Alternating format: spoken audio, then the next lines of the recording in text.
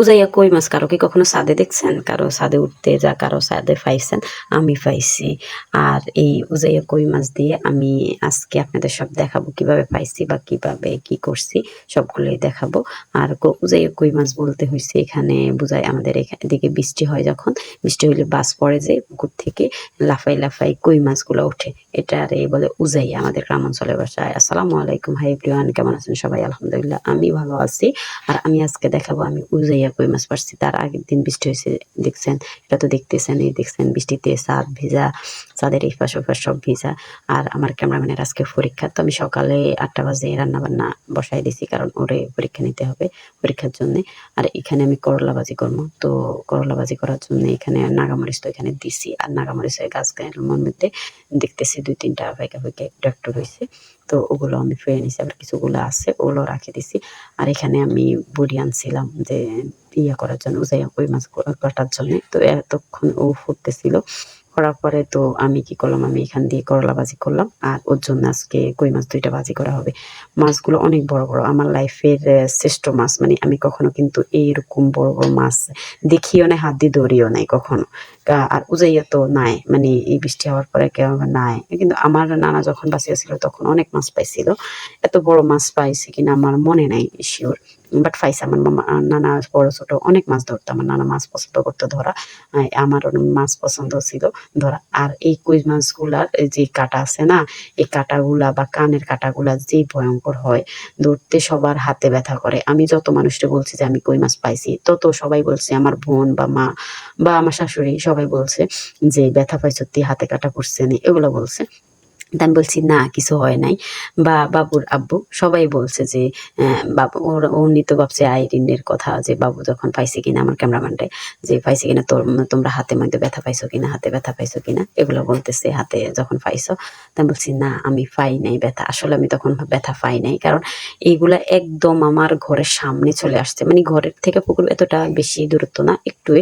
এটা আমি আগেও দেখাইছি ক্যামেরা ছাদ থেকে আপনাদের। তো আমি কি করলাম, এখানে একদম ওরা একদম কাছে চলে আইছিল। তো কাছে চলে আসার পরে আমি বালতি দিয়ে একটা ইয়া দিয়া নিচের থেকে দৌড়ছি বালতি, ওরা উস্কি চলে আসছিল। মানে 2টা জিনিস দিয়ে ইয়া করে উঠাইছি। তো মানে 2টা জিনিস, তখন তো একটু একটু বৃষ্টি পড়তেছিল, এরকম টাইপের হয়েছিল।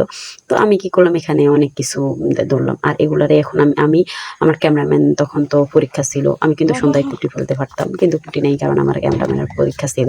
আর ওর পরীক্ষার সময় আমি কাজ করতেও বেশি পছন্দ করি না, কারণ ও পড়তে চায় না।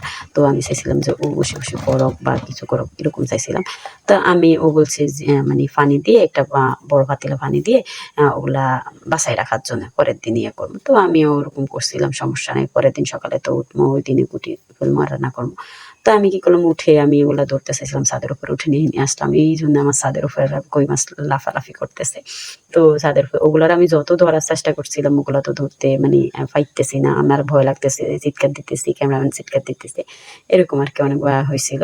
তো আমি পরবর্তীতে একটা সালিন্ডে ইয়ের মধ্যে এক 2টা লাফাই লাফাই পড়ে গেছে, ওগুলো নেওয়ার পরে হাজির মধ্যে মানে সালিনের মধ্যে রাখা যাইছিল না। আর না রাখায় আমি একটা ওই আমার পাশে দিয়ে এটা এখানে বাগানের মধ্যে এটা ছোট ছোট গাছ ছিল না, ওইগুলোর মধ্যে একটু ইয়া ছিল, একটা ওই ওই ইয়াটা নিয়েছি একটা, এটাকে কি বলে জানি না, এটা লিচুর একটা বক্স, লিচু আমাদের লিচুর করলে লিচুর বক্স আছে না, ওই বক্সটা আনছি। তো আচ্ছা যাই হোক, পরবর্তীতে আমি কি করলাম, এই সালিনটা মুখে রাখি, পাতিলে সালিনটা মুখে রাখি, আমি পাশ দিয়ে ওগুলা রাখছি, মানে মুখ থেকে সরাই নেই। তো আমি এগুলো লাফালাফি করে অনেকগুলা ওগুলো আমি এখানে লিচুর বক্সের মধ্যে রাখছিলাম, এই বক্সটার মধ্যে। পরে আমি করছিলাম কুটার পরে, আমার এখানে কুটার শেষ 7টা হয়েছিল। আর দেখছেন এগুলোর মধ্যে কত ডিম, আর যেগুলো ডিম ছিল ওগুলা আমি পেট কাটি নাই। আর আমি তো মাছ কাটার মধ্যে পারদর্শী, তো এই জন্যে আমি মাছটা পেটটা কাটি নাই, কারণ আমি জানি পেট কাটলে এই ডিমগুলো বের হয়ে যাবো। তো আমি যেগুলো রান্না করবো ওগুলা পিস দিয়া ভাজি করবো, ভাজি করছিলাম 2টা আমার ক্যামেরাম্যানের জন্য। তো ওগুলা পিস করে নিছি, মধ্যখান দিয়ে যেন লবণ মরিচ ভালো করে দোকান। আর এগুলা আমার এই লাইফে আমি এত মাছ করছি, কই মাছ অনেক করছি, লাইফে ফার্স্ট টাইম ওদের মাংসটা একদম গরুর মাংসের মতো সলিড ছিল। গরুর মাংস গুলো আছে না, লাল লাল লাল লাল হয়, ওরকম সলিড ছিল। এত সুন্দর কালার, দেখছেন আপনারাও ভালো করে খেয়াল করলে দেখতে পারবেন। ওদের কই মাঝে এরকম হয় আমি কিন্তু দেখি নাই কখনো, আমি ধরি নাই এত বেশি, আমি কখনো পাইও নাই। আর ওটা আমার ভাগ্য ছিল যে এরা হয়তো পাইছে, আমি তো বাইর হই না এত বেশি ঘর থেকে।